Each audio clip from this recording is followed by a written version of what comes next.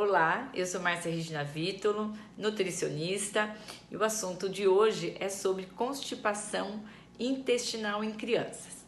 Para a gente falar desse assunto e fazer uma abordagem mais de esclarecimento, é separar as crianças por idade, que é sempre muito importante, porque as características sociais, psicológicas, biológicas são bem diferentes em cada faixa etária, e os fatores determinantes também. A etiologia do problema, ela é diferente em relação às faixas etárias. Então, por exemplo, se pegarmos crianças amamentadas exclusivamente com leite materno nos primeiros 6 meses de vida, não podemos dizer que tem constipação intestinal. Então, não há constipação intestinal em crianças que estão amamentadas, estão sendo amamentadas exclusivamente com leite materno. Ah, mas a criança não evacua 4, 5 dias. Tem relatos até de 8, 9 dias. E quando a criança evacua, ela faz, o cocô, ele é mais úmido, às vezes até bem mole, ele não tem característica de fezes ressecadas. Então, esse tempo às vezes acontece para bebê e bebê. Tem bebê que mama no peito e cada mamada vai, né? É lá o prêmio. E tem bebê que mama no peito e não fica 1, 2, 3 dias, 4, 5 sem evacuar. Essa orientação em relação à mãe é sempre falar que não é a alimentação dela que faz diferença nisso. É o metabolismo do bebê, é a forma como ele absorve, como ele digere. É muito difícil ser uma constipação patológica, porque pode ter um problema intestinal, né, anatômico. Tem patologia, sim, mas é raro e é logo descoberta nos primeiros ali semanas pós-parto. Mas em geral é normal, e quando a criança faz o cocô, ele está normal.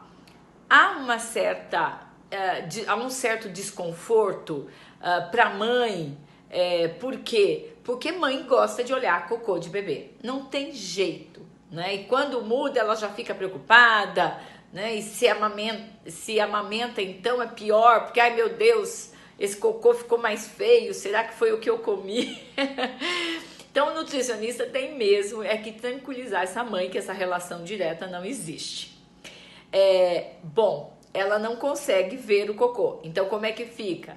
Ela se incomoda. Aí o bebê também pode ter um desconforto intestinal. Mas isso pode ser resolvido com algumas técnicas que eu não vou falar aqui porque senão ficaria 2 horas. Mas tem sim várias técnicas que dá para ajudar a fazer com que os movimentos intestinais do bebê funcionem, e aí encurte esse intervalo. Então, este é a relação do bebê que é amamentado exclusivamente com leite materno em relação a uma possível constipação, que não existe.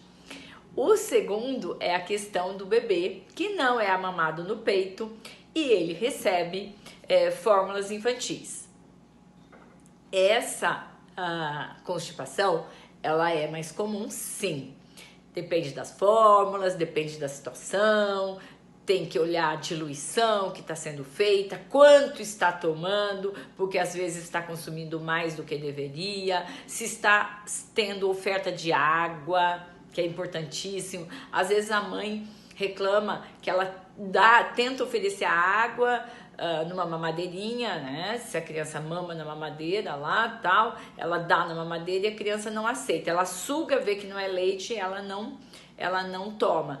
Pode ser dado com copinho, porque aí essa água cai lá na língua, né? E acaba deglutindo a água. Ela pode oferecer essa água no copinho se a criança não aceita numa mamadeirinha, alguma coisa assim.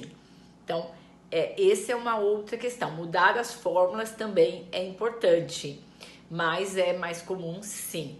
Por isso que introduzir a alimentação complementar adequada e saudável para a criança que não é amamentada no peito deve ser feita bem individualizada, porque se a criança apresenta constipação importante, talvez até introduzir mais cedo. Então, são, né, individualidades que nós, como nutricionistas, temos que avaliar. Crianças constipadas com idade maiores, né, tipo 2, 3, 4 anos, essa idade, ela tem que ver a causa dessa constipação, é importantíssimo. E aí eu vou estudar lá o que aconteceu. Ela foi amamentada? Não foi? Ela recebeu fórmula?